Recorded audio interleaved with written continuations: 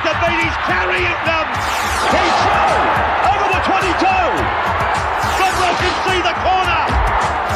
Oh, what about that defender? That's what the crowd came to see. Now, Chris Ryan gets inside the 30. Ooh, snuffed out. Sargent, big run by the victor.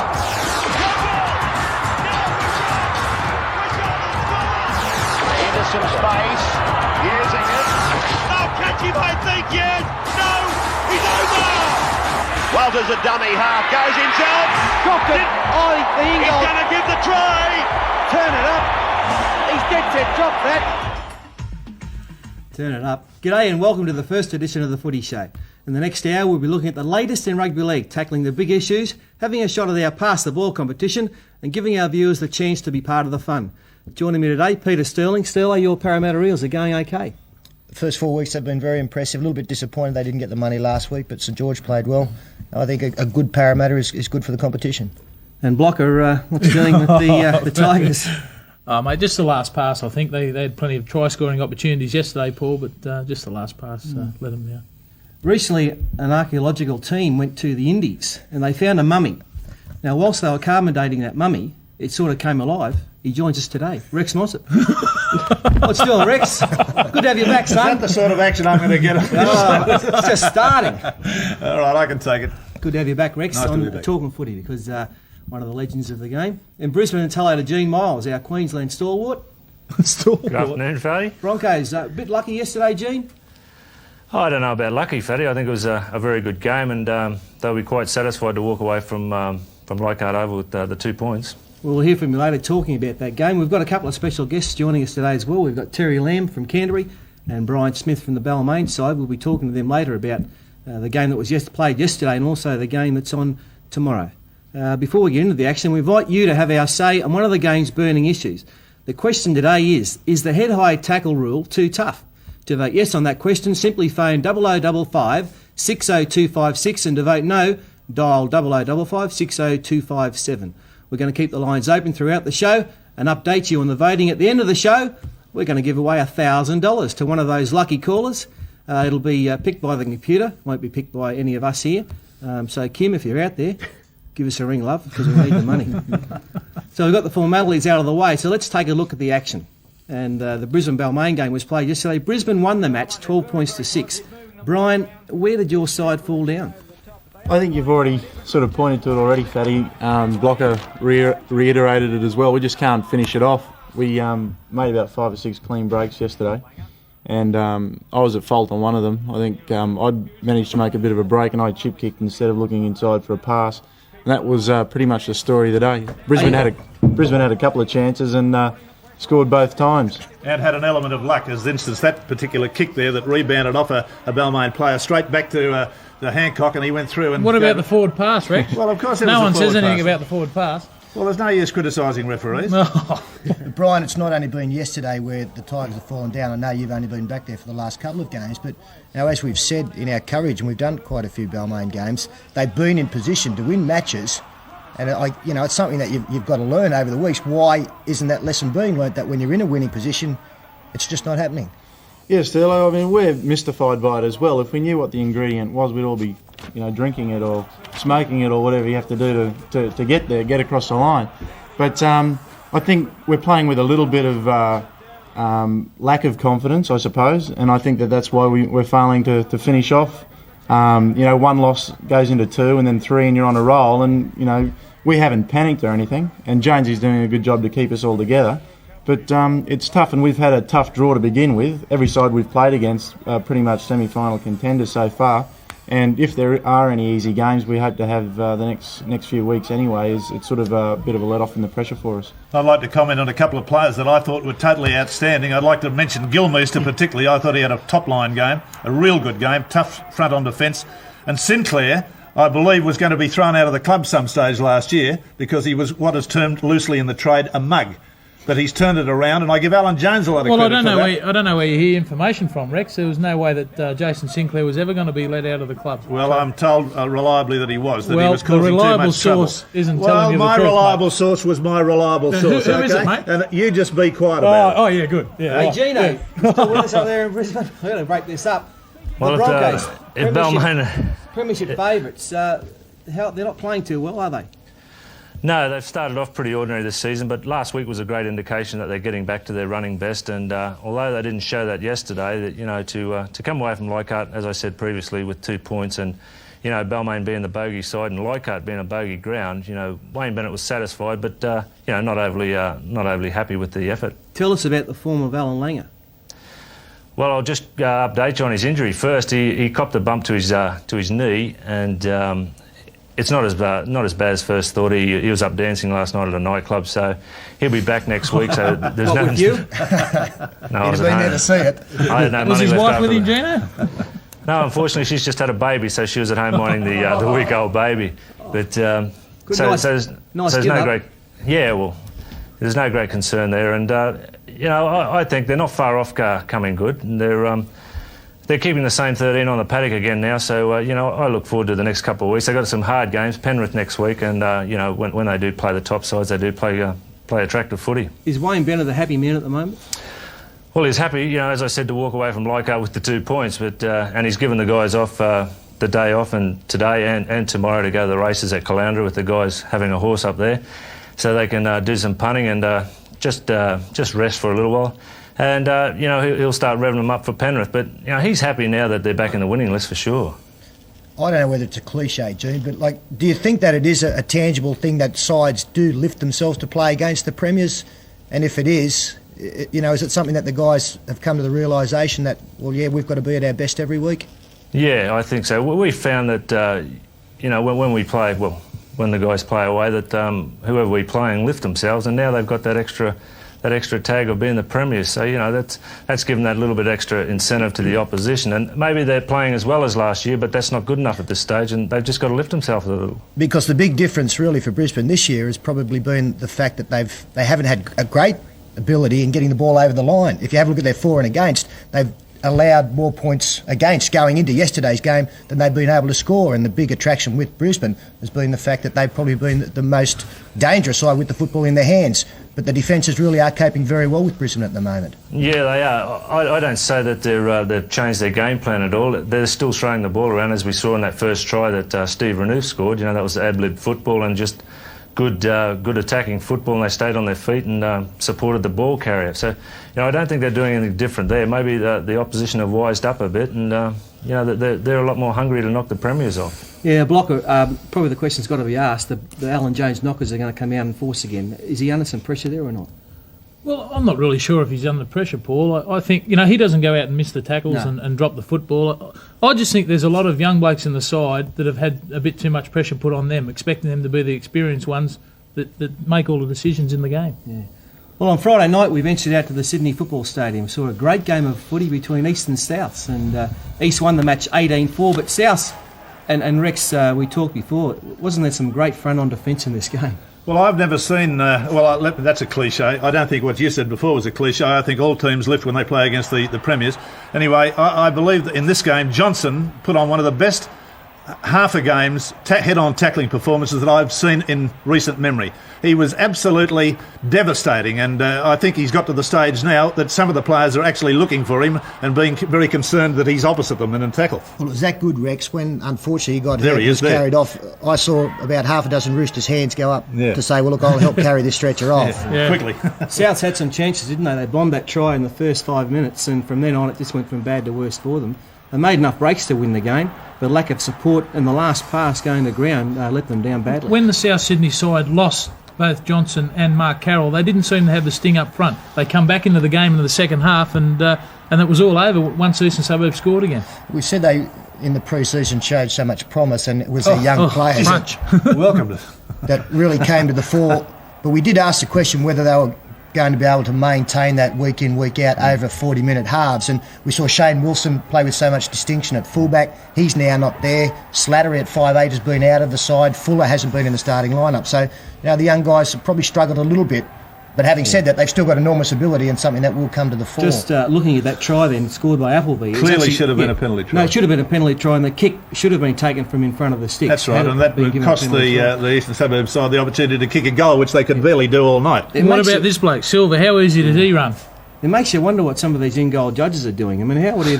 I don't know how he did it, but he did. It was an aberration. It was one of those things that happen occasionally. And fortunately, the conversion was successful anyway. Otherwise, the kick would have been taken in front. So they really did make it a very difficult 2 points when it should have been a gift, really. He's a nice player, Craig Field. Very impressive young player, isn't he? The halfback. He made a lot of busts. Yeah.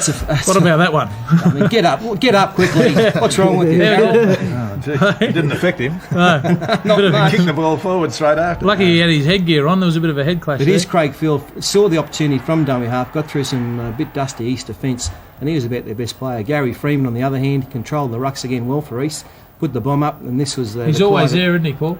Yeah, always there. Try that clinched it for East, all for going over in the corner. Well, what about Eastern Suburbs this year? Like, I've heard criticism that they play too stodgy a style of football to be competitive. I must admit, looking at on paper last year, they had no right to lead the competition for 3 months, yet they did. And again, they're up on 7 points now. So they weren't stodgy the other night, were they? No, that's right. It was a most entertaining game. And listen, let's give a rap right now to Harrigan. Great game. Who I thought had an absolutely outstanding game. And of the rugby week league. before too. Well, perhaps he did the week before. I didn't see that one, but I thought it was absolutely great. He kept them wide apart. And he wasn't blowing his whistle. And he wasn't blowing his whistle. There was no penalty for the first 24 minutes. It was the best refereeing performance I've seen all year. Be interesting to see. Gino, you're still there? Yeah, it'd be interesting to see what Eastern Suburbs, or Mark Murray for that fact, is going to do when the arrival of Martin Afire comes on the scene, because the Eastern Suburbs wingers are certainly going very well. They're going terrific. It's actually debatable whether Afire comes out because of the insurance problem that normally players get insured for about $800. Who's your movie star? Wigan wants $33,000. That's why I'm not back there this year. Yeah, no, turn it up. We'll be back after the break to preview the rest of round 5. Stay with us.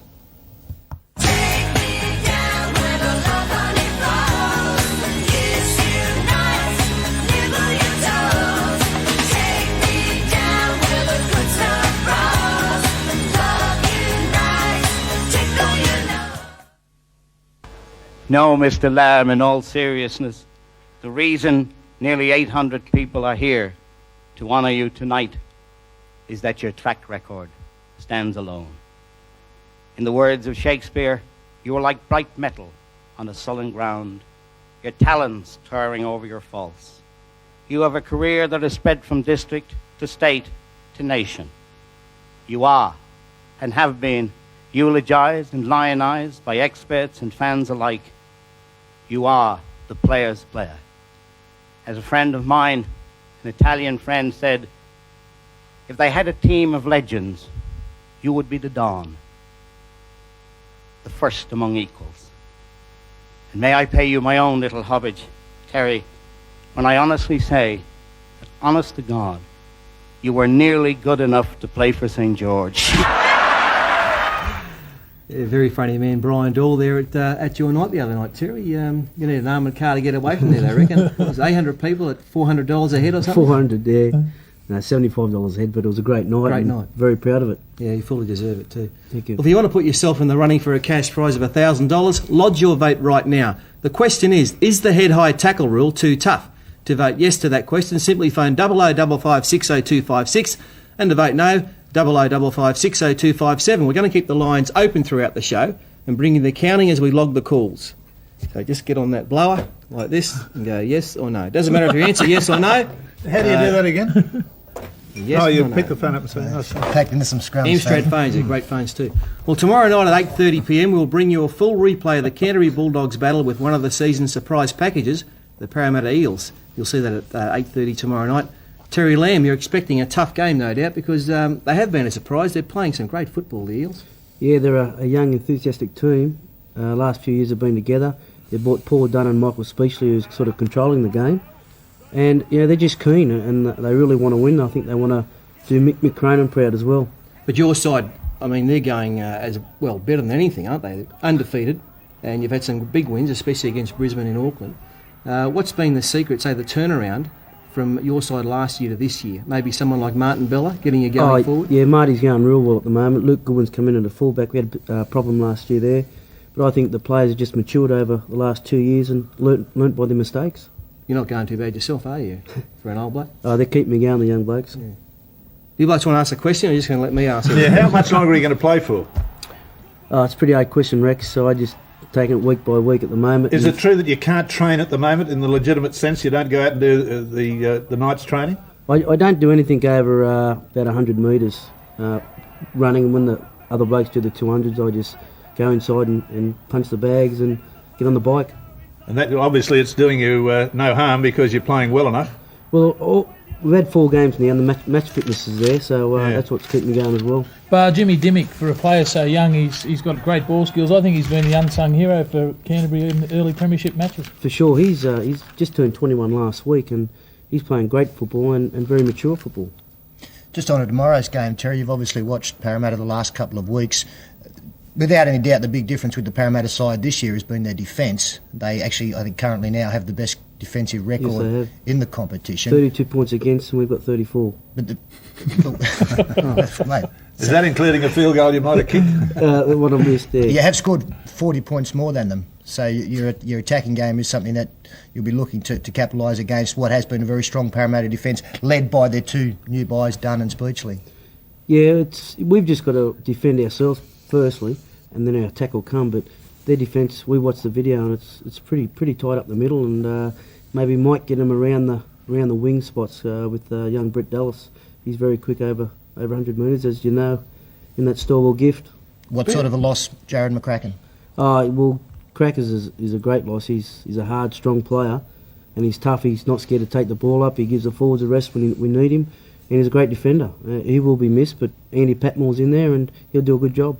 Gino, how do you see that one going between Canterbury and Para? I'd just like to ask Bar a question. The side must be going extremely well to have Ewan McGrady in reserve grade, Bar. Yeah, Panda's had a knee injury, and he just came back from the knee injury. I spoke to him yesterday, and it's still a little bit sore. But he's a great player to have on the bench. You couldn't ask a better attacking player. There's not too many more exciting players around than him.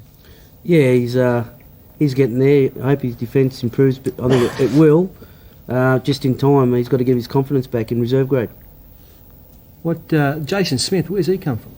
Well, he's a brother of Darren Smith. He's a Queensland boy. He's at the moment he's on the train-on squad for the Queensland team. He's beefed up a bit too. Yeah, Bar over the off-season. He's put about 6 or 7 kilos on in the off-season, and he really needed to do that to... Been on your diet blocker, is he? Actually, Fatty, no. You got more chins than a Chinese favourite blocker. Oh, we're starting to give it to me, are we? Don't forget Rex is up the end of the table, all right? That's what I was just about to remind you. Keep going on here. Has Chris Anderson taken you aside at all, Terry? Like the influence that you're having on the young players is enormous. Is it something that you've sat down and discussed? Like, I remember watching you playing the Brisbane game where Luke Goodwin late in the game made a couple of mistakes. He had a fine match that night, but just a couple of things. It's something that you and the coach have sat down and thought, well, how is the best way that I can show my responsibility to these guys? I think it's if the players make the mistake, it's silly bagging a player on the field if they make a mistake. You just go up to them and say, listen, bad luck, you'll improve, and you'll make up for it. And he did make up for it in that Brisbane game, set up the try for Jimmy Dimmick. So it's just a matter of talking to the players. If they want help, give them help. Well, our match of the day tonight is West playing Illawarra down there at Campbelltown Stadium. West's had a bit of a blow. Jason Liddon's pulled out of their side. Andrew Willis comes in, and Justin Dooley goes on to the fresh reserves bench. Steele, you're heading out there for that one.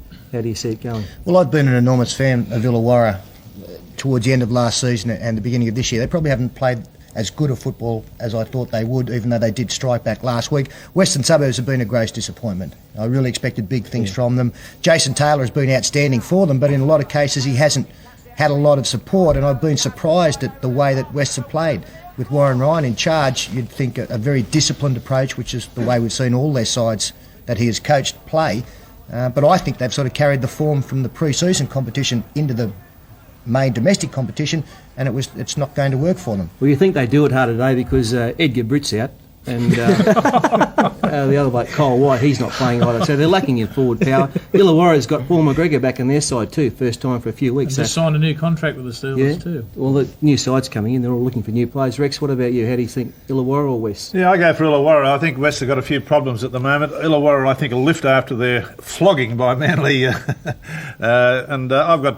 always had a great rap on that side. I like the look of the side, and I think that they're a young side that's growing together, and they'll develop into a very good unit. I think this year might be the year they get back in the semis again. They did last year.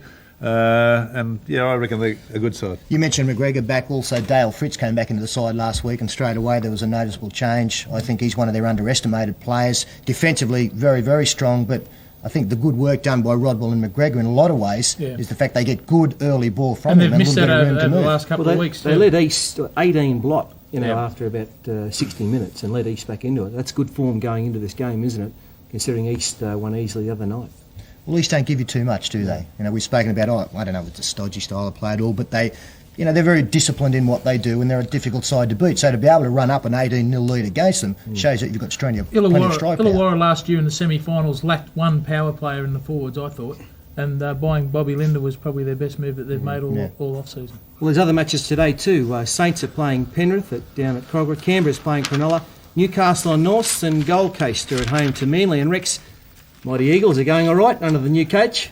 Yes, I give Fulton a lot of the credit. I think partially Fulton, partially having got rid of the other guy. No names, no pectoral. At this stage, there's no point in criticising people that have got a health problem. I've been highly critical of the coaching in the club for a couple of years, as you will well know, and I had my say at the annual general meeting this year. You did stand up at the general meeting and had a bit of a lash at him, didn't you? And I didn't mention his name. No. I mentioned the coaching, but I didn't mention his name.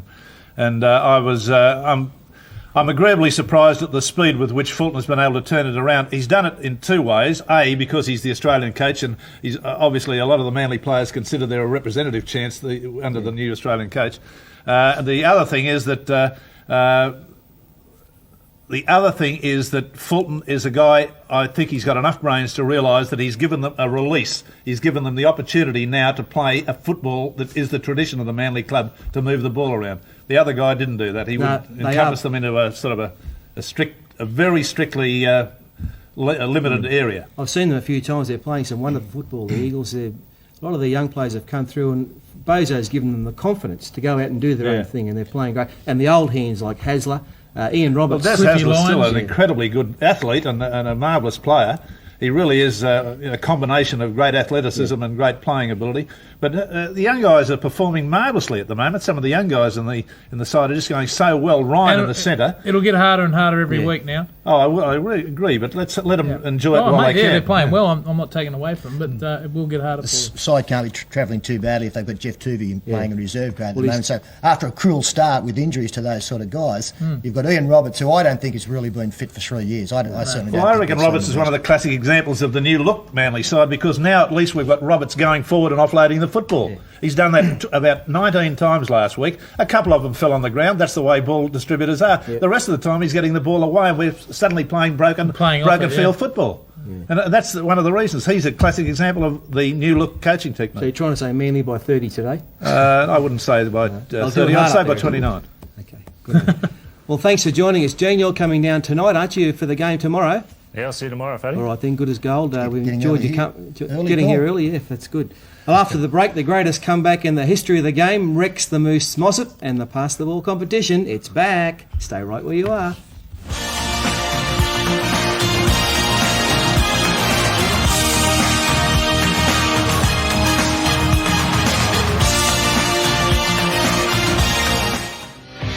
In 1915, the Balmain Tigers won all three grades, and then again in 1916 and 17 won the comp, after only 7 years in the game. Their most memorable league moment came in 1969, when they downed the dynamic, free-flowing South Sydney 11-2. Stars like Golden Boots Keith Barnes, Arthur Beetson, Larry Corrower, Steve Roach, Wayne Pearce, Peter Provan. The Tigers, 11-time league premiers, are one of the foremost sides in the Winfield Cup.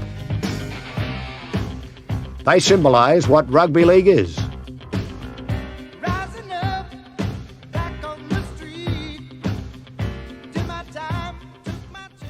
Tiger, burning bright. No doubt the Balmain fans are praying for the good times to return. Well, one lucky viewer is in for a good time if he or she can win the $1,000 prize and offer to voters in our phone poll giveaway. All you have to do is respond to the question, is the head-high tackle rule too tough? To vote yes, simply phone 8855 60256. To vote no, make it a 7 on the end of it. Now, ladies and gentlemen, out there in rugby league land, it's time for the return of one of football's most famous traditions, an event made famous by a legend of the game. It's welcome back to Rex the Goose Mossop and the Pass the Ball competition, where players have the chance to win an 8-day Qantas holiday at Club Med Bali. Here's Rex. Thank you, Fatty. And this is the 25th year of the passing competition, would you believe? But only the first occasion here at Channel 9. And I'd like to welcome to Ferris Ashton over there, who's standing out there to give the balls back and pass the ball to the players who are doing it. I think you'll agree there is a similarity between the present-day Ferris and Blocker Roach. It's a start, Rex. You're looking good, mate. You're looking very good. The competitors you've already met. We've got Terry Lamb, on my immediate left. And we've got the other guy from the Balmain club, Brian Smith. Now, I'll explain the rules to you so you know exactly what the story is. We've got the board here. You got 10 for the elephant's eye, bullseye, with a target hit here in the middle. You got 7 here, 5, 3 and 1. If the ball lands on the line, you take the lowest score. I'm the sole judge of fact, so no bloody arguments. You understand? All right, now go up there, fellas, and be prepared to take the pass from Blocker. And I think... Brian Smith, your first cab off the rank. Be used to running off a few of these, eh, Smitty? Absolutely. Okay, now watch the footfall, because if you footfall, I'll take any score away from you. Okay, fire when ready. 7. Oh, beautiful. Rounds of applause. And another 7. Oh, he's gone right around it this time. That's very, very good indeed. 3 7s are 21, 31. No, hold it. Terry Lamb. Not the other side, eh? Jeez, put some pressure on me. Terry Lamb. Okay, first lot of passes from right to left. 7. 7. 7. You've got to get it up a bit. 7. 28 plays 31. Now the other side. Okay. Kidding, aren't you? On the line, I think 5. Oh, Rex, on the line, 5. That was a 7. 5. 7. No correspondence will be entered into. Another 7. And another 7. 3 7s are 21. 26 and 28, 8 and 6 is 14, 54. Is that correct? Yeah, carry the 3, okay. that's it. Okay, righto, Terence, let's go. 7. Good shot. 7. Oh, blimey, 5. He's gone. Needs a 10. And a 7. 26 Please dummy, Rex. and 31. What score is that? Yeah, he ran second, Rex. 57, 54 is correct. Righto, join me up here, fellas. You had a bit of a blowout there on the left. Come over here on the right, mate. You're the winner. Bad left arm, mate. The bad left arm, eh? We've got some good prizes for you. I can't believe just how good the prizes are, to be quite honest. You've got a Gillette Sensor wet pack and a Platinum Edition razor and an Amstrad STR 100 stereo, and of course you're still in the running for the Qantas Club Med holiday in Bali. The runner-up, this is you. That was your lot of prizes, the first lot I read out. The Gillette Sensor wet pack, just hold the phone, and Amstrad STR 100 stereo. So there you go. Give them the present. Brian? Is that for me or for... That's for you. I won't kiss you or anything, mate. No, you can shake my hand, though. Okay, you'll go on into the semi-finals. You've got the opportunity. You picked up your goodies and your blow. All the best. Thanks very much, Rex. Good luck to you, mate. Thanks, Rex. Okay, that's it for the passing competitions for this week, and we'll off back to the gentleman who's in charge. We've lost nothing, Rex. Back in a moment.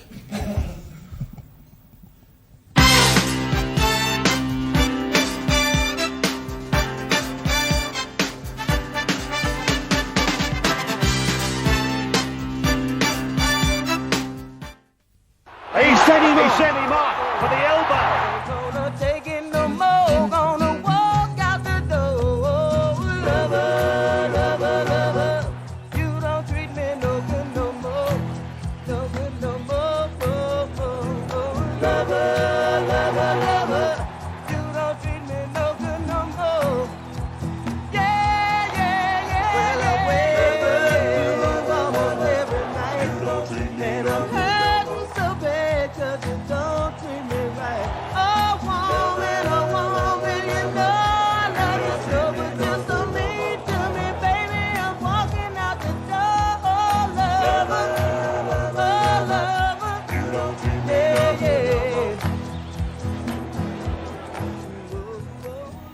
In response to our question, is the head-high tackle rule too tough? So far, 40% of callers have voted yes, and 60% have lodged a no vote, which is very interesting. The phone lines are still open. We've had 8 million so far, but we want some more.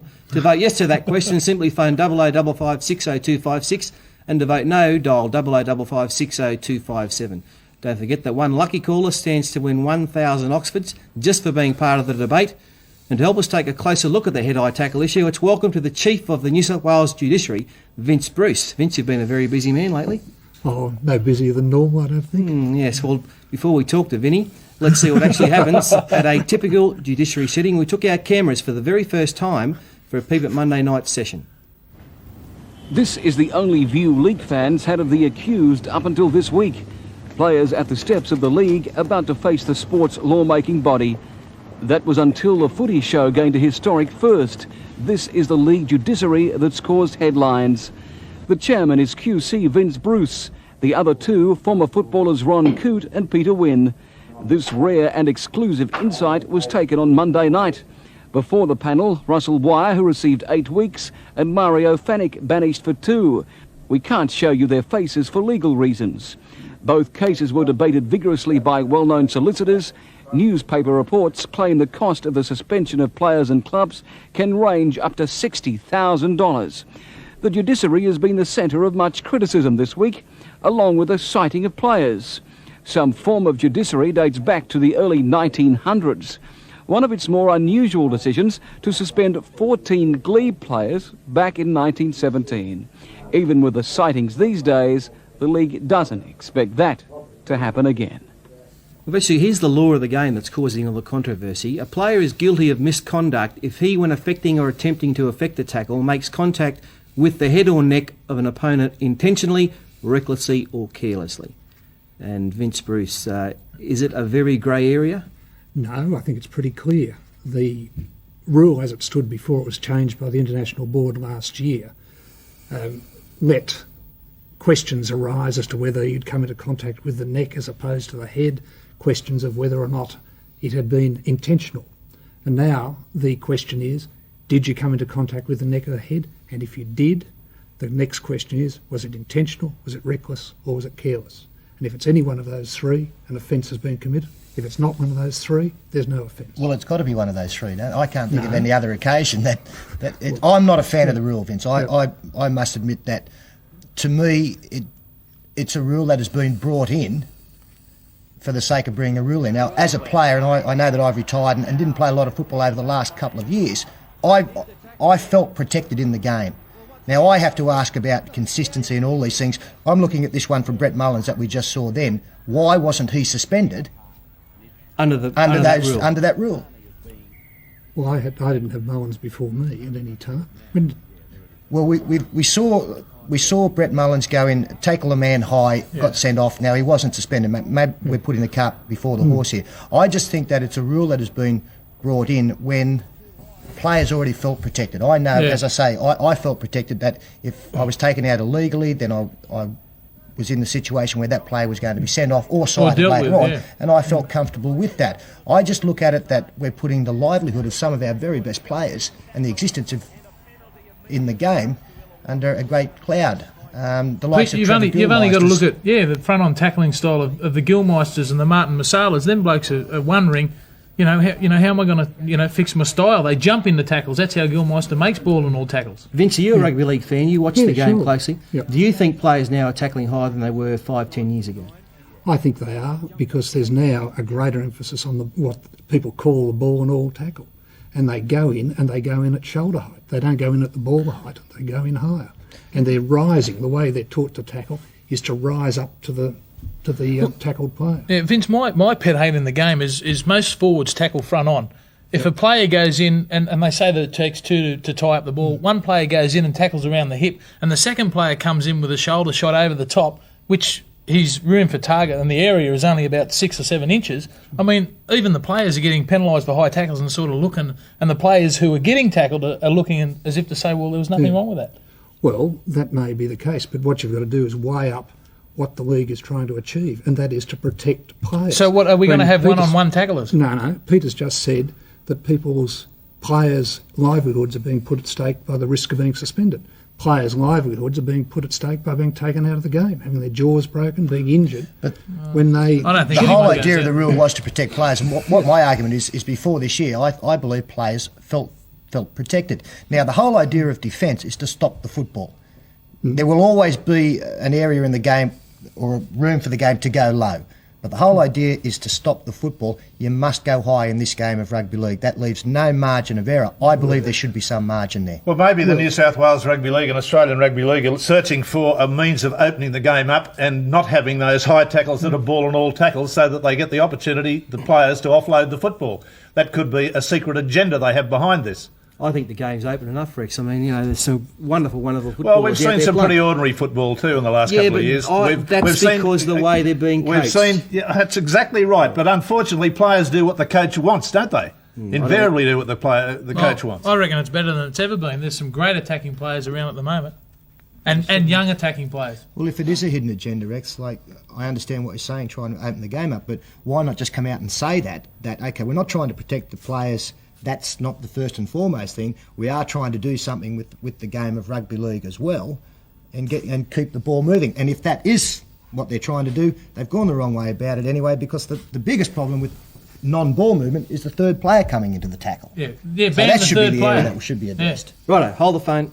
We're going to have a break now and come back. We're going to cook up a couple of curly ones for Vince. We'll go after the break.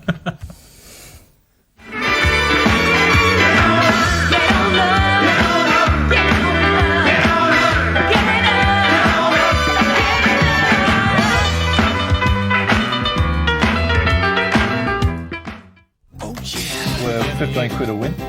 We've got Vince Bruce with us, who's the head of the Judiciary. Lockie, you went up before, Vince, didn't you? A couple of times. How'd you go? 6 weeks. And you think he was a bit lenient on you? No, mate, I took it on the chin, mate. That's the way it goes. The thing I'd like to ask Bruce while I've got him here, Mr. Bruce, I call him Vince now. Is that all right? That's all right. You don't mind? I mean, I had to be on all fours when I was last time. So I didn't notice it. Paul Sirenen sent off for a high tackle and later let off. Yeah, we've got, actually, Blocker, we've got two incidents here we'd like you to have a look at. Good. This is there's one involving Jared McCracken who got cited. Here he is there, throws a punch, got suspended for 2 weeks for that incident. He was cited by the Cronulla club. We've got the one with Paul Sirenen in the Penrith game. Similar type incident, swinging arm, punch. He was exonerated. Yeah, but this bloke had the football. He was exonerated, still threw the punch. Can I ask my question now, Paul? Can I just say to Vince, what's the difference between the two? Well, I think there was a significant difference between the two. McCracken was a tackle, or was a strike to a fellow who didn't have the ball. In Sirenen's case, I don't think you can say that he was punching. What he was doing, his arm was coming over in the course of a tackle. It may have come into contact with his head at some time, but it's not an offence just to come into contact with the head. See, that's the big, in the public, that's what they want to see, the question of credibility and consistency. Now, we saw someone like Mario Fennick, who received 2 weeks, last week, for a headbutt. Now, Mario doesn't have the best track record, and I don't know. Is that brought into account? Your record's brought into account on not whether you're guilty or not guilty, but it's brought into account on your penalty. Right. But Mario's played a lot of games, and he has been down to the judiciary a lot of times. Yeah, but he doesn't get 8 weeks for one thing and then go in again and get 2 weeks. But he doesn't get convicted very often. Craig Salvatore last year, he got something like, I'm not sure whether it was 6 or 8 weeks. No, he got 5. Weeks. There were significant differences between the two events. Okay. And you can't really say that you should get the same sentence for an event or a crime, an offence of the same thing. For example, last year, head-high tackles range from cautions to 8 weeks. And you've got to look at each case and decide it on the merits of that case, the circumstances, who was involved, what they did, and then make up your mind as best you can. But it's a good source of income for lawyers to be connected with football clubs and defending them at the judiciary? Well, I'm not sure that that's right, because there are a lot of lawyers who come down there for nothing. For example, Peter Kaplan, who's there regularly for Norths, he's been a lifelong member of the club. He's a member of the football club. Gordon Salia, who's a solicitor that comes with him, they both come for nothing because they are supporters of the club. And I'm sure that applies to lots of other guys that come down there appearing for players. Well, they spend all their night defending players for nothing. A lot of them do. Vince, are you happy with the citing system? You happy with the citing system? Is that anything to do with you, but No, it's got nothing what do to you do think with of the it. siding system that it now goes before one person? That's John Quayle. I would think he's got enough on his plate without having to worry Well, about in siding. his defence, Quayle has never quibbled at this. He's demanded that he do it. I'm not questioning his integrity either. No, either am I. No, but he is. What's that mean? What's that all about? One of his... Hang on, Vince. Thanks for coming. That's the full-time whistle, so a big vote of thanks to the head of the Judiciary, Vince Bruce, for taking part. I hope you and your panel, who Ronnie Coote and Peter Wynn, have an easy session this week. After the break, the result of our phone poll, plus we'll find ourselves a winner in our $1,000 giveaway. See ya. And Vince is still here with us. Actually, Vince, I know you'd like to answer the question we asked you just before we went to the break. Yes, I would. It seems to me that John Quayle's done a terrific job over the years dealing with sightings, and if clubs are prepared to make their complaints, have him deal with them, they'll come up to the Judiciary and dealt with in the proper way as they have been over the years. Right. Okay. Nice answer, Vince. The question we did put to our viewers was, is the head-high tackle rule too tough? Now, 39% voted yes, it's too tough, and 69% said no. And among the callers is one viewer drawn by our computer as the winner of our $1,000 cash prize. It's congratulations to James Griffin from Cessnock, up there in the beautiful Hunter Valley, New South Wales. James, well done. I'd be putting all of that money on Rough Habit tomorrow. It's a special. We haven't had much luck there. No, the full-time siren's about to sound here on the opening edition of the Footy Show. I'd like to thank Rex, Sterlo and Blocker for joining us. It's going to be on every week. It's going to be a lot of fun. Make a date to join us tonight for our big replay of the West versus Illawarra game from Campbelltown. Should be a beauty. Meanwhile, grab your club colours and get out to a ground to support your favourite team this afternoon. We'll be back next week with another edition of the Footy Show. Until next time, it's bye for now.